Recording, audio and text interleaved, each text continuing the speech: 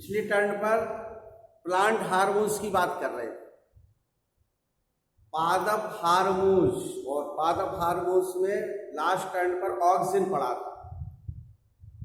वृद्धि वर्धक हार्मोन्स तीन प्रकार के होते हैं, ऑक्सिन, जिबरेलिन और साइटोकाइन। ऑक्सिन पूरा हो गया था, जियोट्रोपिज्म और फोटोट्रोपिज्म से मिलाकर के, जियोट्रोपिज्म माने गुरुत्वाकर्षण के कारण और प्रकाश के कारण। जैसे हमने वो बताया था ऑक्सिन के प्रयोग में क्या क्या इसके उपयोग हैं, तो प्रकाशानुवर्तन का हमने आपको बताया था। कोई पौधा लगा हुआ है और उसमें प्रकाश से हट करके जहां छाया है वहां पर क्या पहुंच जाता है, ऑक्सीजन की मात्रा पहुंच जाती है। अब ये है फोटोट्रोपिज्म, और जियोट्रोपिज्म का मतलब गुरुत्वाकर्षण से है कि कोई नीचे डला पौधा तो उसका आधे भाग वाला जो ऊपर वाला ऑक्सीजन है वो नीचे वाले भाग, मान के चलिए ये पौधा ये नीचे डला हुआ है, गिर गया किसी कारणवश, तो इसका ऊपर का ऑक्सीजन इसके नीचे वाले भाग में जाता है, जियोट्रोपिज्म और फोटोट्रोपिज्म। इसके अलावा और भी आपको हमने ऑक्सीजन में बताए थे 7-8 पार्थलोकार्पी, और भी देखिए कितने ऑक्सीजन के अनुप्रयोग बताए थे आपको। प्रकाशानुवर्तन, गुरुत्वानुवर्तन, एपिकल डोमिनेंस, एब्सिएशन, ये सभी किसे बताए थे। अनिषेक फलन, अप्रत्यक्ष कलमों पर जड़ विभेदन, फसलों के गिरने पर नियंत्रण और डोरमेंसी पीरियड, ये सब किसके बताए थे, ऑक्सीजन के, जिनका उपयोग है इनके द्वारा ऑक्सीजन से ये प्रोसेस होती है, इसको दूर कर सकते हो ऑक्सीजन को छिड़कने से। आज पढ़ना है दूसरा जो हार्मोन्स है, प्लांट हार्मोन्स, जिबरेलिन। ये लिखा GIBBRELLIN, जिबरेलिन का ये केमिकल स्ट्रक्चर है C19H24O6। जिबरेलिन जो है इसका केमिकल स्ट्रक्चर ये है। तो जिबरेलिन का इंट्रोडक्शन बड़ा थोड़ा सा हट करके है। एक स्थान था फार्मोसा, 3 नाम याद रखना पड़ेंगे, 4 ध्यान रखना। फार्मोसा में धान के खेत में कुछ पौधे अधिक लंबे हो जाते थे। कहा क्या, फार्मोसा में कई जगह का नाम है, मान के चलिए। वहां पर देखा उन्होंने, किसने देखा, आगे वैज्ञानिक बोले, खेत में कुछ पौधे अधिक लंबे हो जाते थे, पत्तियां लंबी पीली हो जाती थी, इन पौधों में दाना कम उत्पन्न होता था। इतनी कंडीशन होती थी तो वैज्ञानिकों ने कहा कि कुछ गड़बड़ है इसमें। क्या गड़बड़ देखने को मिला, धान में यह रोग एक फफूंदी द्वारा उत्पन्न हो रहा था। कहां पर, फार्मोसा में खेत में देखा उन्होंने, कुछ पौधों की पत्तियां लंबी, पौधा बड़ा, लेकिन उसमें ना तो दाना पड़ रहा था और ना फल अच्छा बन रहा था, और पत्तियां पीली पड़ने लगी थी आगे चल के। तो उन्होंने कहा कि जब गौर किया इस पर, तो उन्होंने कहा कि इसमें एक फफूंदी आक्रमण कर रही है। उसका नाम क्या था, जिब्रेला फ्यूजिकुराई। जिब्रेला फ्यूजिकुराई नामक कवक, फंगस। कवक क्या होता है, शैवाल कवक। शैवाल क्लोरोफिलस होते हैं, कवक कैसे होते हैं, एक क्लोरोफिलस। या तो ये मृतोपजीवी होंगे या परजीवी होंगे, इसमें क्लोरोफिल नहीं होता है। उनको क्या नाम दिया था, फंगस। तो कौन सी फंगस थी, जिब्रेला फ्यूजिकुराई द्वारा, ये कवक द्वारा ये रोग होता है, जिस कारण से पत्तियां पीली पड़ जाती हैं, दाना छोटा होता है, बड़ा नहीं हो पाता है। फिर उसका नाम दिया इन्होंने, धान का यह रोग फफूंदी द्वारा होता है, जिसका नाम है फुलिस सीडलिंग डिसीजेस। इस रोग का नाम रखा foolish seedling diseases, foolish seedling disease. इसके बाद जापानी वैज्ञानिक कुरोसावा, उसी पर देखिए आप, ने प्रमाणित किया कि यदि कवक द्वारा स्रावित रस धान के स्वस्थ पौधों पर छिड़क दिया जाए तो इस रोग के लक्षण उत्पन्न हो जाते। किस वैज्ञानिक ने, इरिकुरोसावा ने एक्सपेरिमेंट किया, जैसे वो तंबाकू में नहीं किया था, तो उसकी पत्तियों को निचोड़ करके स्वस्थ पौधे पर छिड़क दिया तो देखा कि वो भी इन्फेक्टेड हो गई। तब जाके वानविस्की ने इसकी खोज की थी, विषाणु की, कि जीवाणु से भी छोटा कोई ऐसा वातावरण में जीव पाया जाता है जो सजीव निर्जीव के बीच की कड़ी है। तब जाके वानविस्की ने इसको विषाणु नाम दिया था। ऐसे ही इन्होंने एक्सपेरिमेंट किया कुरोसावा ने, कि जब वो इन्फेक्टेड पत्तियां थी तो उनको निचोड़ करके उनसे लेकर के स्वस्थ पौधे पर डाल दिया तो वो भी इन्फेक्टेड हो गई। तो पहले क्या हो गया, फार्मोसा के स्थान का नाम है, जिस पर क्या है, खेत में पौधे उग रहे थे धान के, जिसमें चावल उत्पन्न होता है। उसमें एक फफूंदी निकली, फफूंदी का रोग हो गया। फफूंदी का नाम क्या था? जिबरेला फ्यूजिकुराई। फिर इसका उस रोग का नाम रखा फुलिश शीडलिंग डिसीजेस। फिर इसके बाद जो जापान के वैज्ञानिक इरुकुरोसावा ने एक्सपेरिमेंट किया कि उसके इन्फेक्टेड पौधे की तो जूस या निकाल करके स्वस्थ पौधे में डाल गया, वो भी इन्फेक्टेड हो गया, तब ये प्रूव और हो गया। फिर इसके बाद याबुता हयाशी, ये अंतिम वैज्ञानिक है इसमें, याबुता हयाशी। याबुता हयाशी ने 1939 में एक वृद्धि नियंत्रक पदार्थ पृथक किया जिसका नाम दिया जिब्रेलिन ए। याबुता हयाशी। क्या क्या नाम हो गए? 3 नाम उन्होंने बोला था ना, क्या क्या है? सबसे पहले क्या था? स्थान का नाम फार्मोसा, कवक रोग। दूसरा है फुलिश शीडलिंग डिसीजेज रोग हुआ। फिर इसके बाद जापानी वैज्ञानिक कुरोसावा ने वो एक्सपेरिमेंट किया। इसके बाद नाम किसने दिया? याबुता हयाशी। याबुता हयाशी ने जिब्रेलिन ए नाम दिया। ये जिब्रेलिन का इंट्रोडक्शन है भैया, फिर से सुन लो जरा इसको। सबसे पहले क्या नाम था? फार्मोसा। फार्मोसा में धान राइस के पौधे उग रहे थे, गड़बड़ हो रहे थे वो, तो फिर फफूंदी की खोज हुई कि एक फफूंदी है, उसमें फफूंदी का नाम क्या रखा? Foolish seedling diseases. और फफूंदी का नाम क्या था? Gibberella fujikuroi. और बीमारी का नाम क्या था? Foolish seedling diseases. फिर इसका कुरोसावा ने एक्सपेरिमेंट किया कि हाँ ये सही है। और लास्ट में याबुता हयाशी ने इसका नाम क्या रख दिया? जिब्रेलिन ए। जो अपन लोग केमिकल स्ट्रक्चर बना रहे, इसका नाम क्या रखा? जिब्रेलिन ए। अब इसके कार्य क्या है? वही अनुप्रयोग। जिब्रेलिन के कार्य, जैसे ऑक्सीजन के हमने बताया था एपिकल डोमिनेंस। ऑक्सीजन के उपयोग में पहला आपको फोटोट्रॉपिक जियोट्रॉपिक रख दिया, एपिकल डोमिनेंस रख दिया, फिर बाकी जोड़ दो सब। इसमें भी एक सबसे प्रमुख क्या है? बौनी प्रजातियों की लंबाई में वृद्धि। ये पहला कैरेक्टर है जिब्रेलिन का, ध्यान रखना।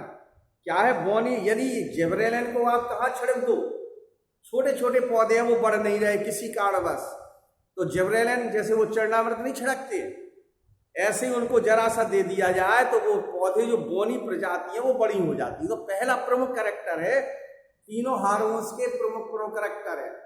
पहले का है geotropic, phototropic and apical dominance, इसका ऑक्सीजन का प्रयोग या कार्य है जी इनका मतलब कुल मिला के ये कार्य है जो सबसे प्रमुख होते हैं। इसका क्या है? बौनी प्रजातियों की लंबाई में वृद्धि।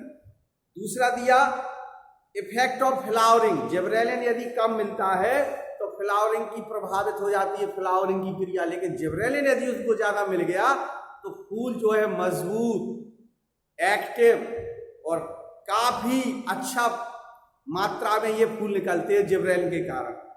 तीसरा ये यानी कुल मिला के पार्थेनोकार्प यानी निषेक फलन, जिब्रेलिन के द्वारा बिना निषेचन के फल का निर्माण भी हो जाता है। तो आपको मुख्य 3 क्या क्या है? 3 ये प्रमुख लिखना है आपको। सबसे पहले बौनी प्रजातियों में वृद्धि, दूसरा क्या है जो दूसरा बताया आपको फ्लावरिंग पर प्रभाव, और तीसरा बताया अनिषेक फलन, और चौथा दिया बीजों के अंकुरण पर प्रभाव। ये 4 कार्य लिखना है आप लोग किसके? जिब्रेलिन के। इसके अलावा और भी कार्य देखिए जरा, और क्या हो सकते हैं जिब्रेलिन के। एक दिया तने का इलोंगेशन, बीजों का अंकुरण, चौड़ी पत्तियों का होना, फ्लावरिंग की मात्रा बढ़ जाना, कोल्ड ट्रीटमेंट और पार्थेनोकार्प, जो आपने बताया। कुल मिला के ऐसे जो है इतने ढेर सारे कार्य हैं किसके? जिब्रेलिन के। जिब्रेलिन का सबसे ज्यादा इंपॉर्टेंट है ऑक्सीजन के बाद जिब्रेलिन। ये पादप हार्मोन से, वृद्धिवर्धक हार्मोन से। सबसे पहले क्या नाम दिया जिब्रेलिन में? ये संरचना याद कर लेना, फार्मोसा। फिर इसका कवक का नाम क्या रखा? जिब्रेला फ्यूजिकुराई। फिर बीमारी का नाम फुलिश शीडलिंग डिसीजेस। फिर जापानी वैज्ञानिक ने एक्सपेरिमेंट किया, कुरोसावा ने। बाद में जिब्रेलिन ए जो नाम रखा वो किसने रखा? याबुता हयाशी ने जिब्रेलिन ए नाम दिया। इसके बाद इनके कार्य बता दिए। कार्य में क्या क्या है? सबसे पहले बौनी प्रजातियों में वृद्धि, फ्लावरिंग पर प्रभाव, पार्थेनोकार्पी और बीजों के अंकुरण पर प्रभाव। इतने कार्य किसके हैं? ये जिब्रेलिन के। तो ये सबसे इंपॉर्टेंट है। और ये chemical structure CH3 COOH CH2OH OH, ये C19H24O6 जिबरेलिन ए नाम दिया था, किसने दिया था जिबरेलिन ए? तीसरे वैज्ञानिक थे आपके भी मालूम है कौन कौन से क्या थे? याबूता हयाशी, ये हुआ जिबरेलिन। अब पढ़ते हैं साइटोकाइनेन।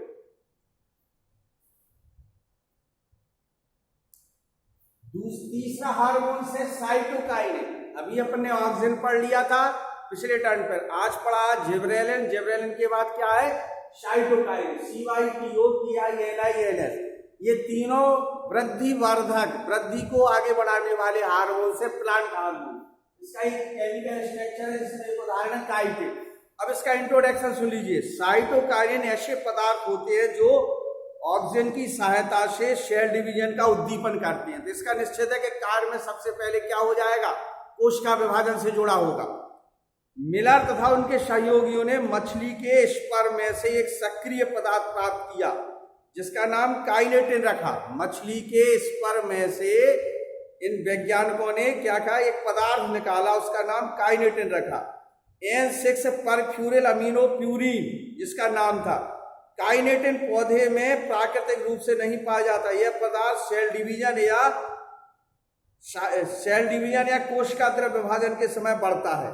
एक वैज्ञानिक थे स्क्रूग ने इसे साइटोकाइनेन का नाम दिया। क्या नाम? स्क्रूग। स्क्रूग जो 1965 में, इसका नाम उन्होंने इस काइनेटिन पदार्थ का जो मछली के स्पर्म से प्राप्त किया था उसका नाम रखा काइनेटिन। बाद में यही पौधों में कब देखने को मिला? जब कोशिका विभाजन या कोशिका द्रव्य विभाजन हो रहा है तो इस पदार्थ की मात्रा उसके समान थी। किसके? मछली के स्पर्म में जब निकला था जो पदार्थ, तब जाकर के इसका नाम क्या रखा? साइटोकाइनेन। लेंथम तथा इनके सहयोगियों ने मक्के के बीज में एक दूसरा पदार्थ जिएटिन निकाला था। पहला क्या है? काइनेटिन रखा था, और दूसरा जो इन्होंने, कौन से वैज्ञानिक थे? लेंथम और सहयोगी ने, इसका नाम एक पदार्थ निकला जिएटिन।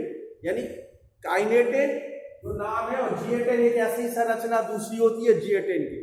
काइनेटिन और जिएटिन, जिएटिन का स्ट्रक्चर देखिए अभी बना।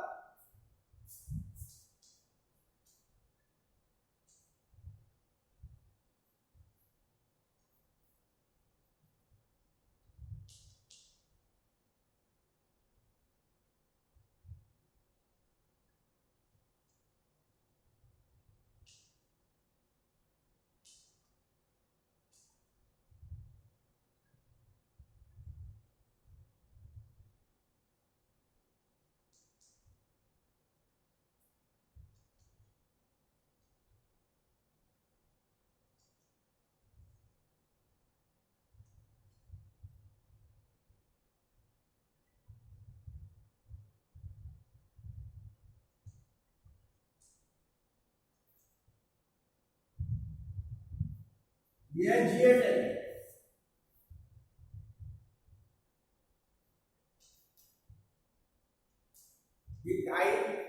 काइनेटिन था और जिएटिन।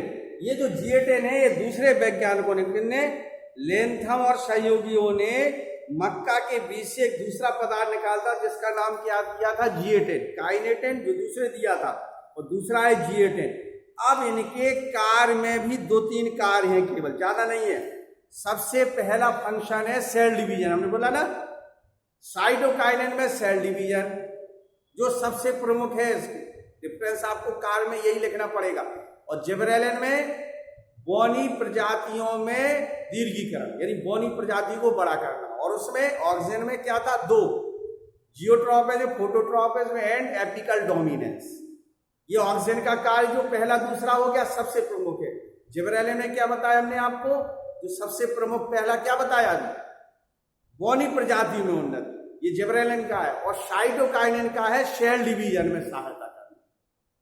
जो साइटोकाइनेन होता है कोशिका विभाजन में सहायता करता है, जीर्णता का विलंब करता है, डोरमेंसी को दूर करता है, और शीर्ष प्रमुखता का डोमिनेंस करता है, और डिफरेंशिएशन में सहायता करता है। ये 3 भाग है, यानी कुल मिला के देखिए। और सबसे इन पदार्थों का विशेष गुण है सेल डिवीजन। अभी हमने आपको क्या बताया? जो साइटोकाइनेन होता है ये स्पर्म पर देखा था उन्होंने, मछली के स्पर्म पर, और जाकर के इस कोशिका विभाजन के समय पौधों में देखी, वही संरचना थी। काइनेटिन जो नाम रखा था।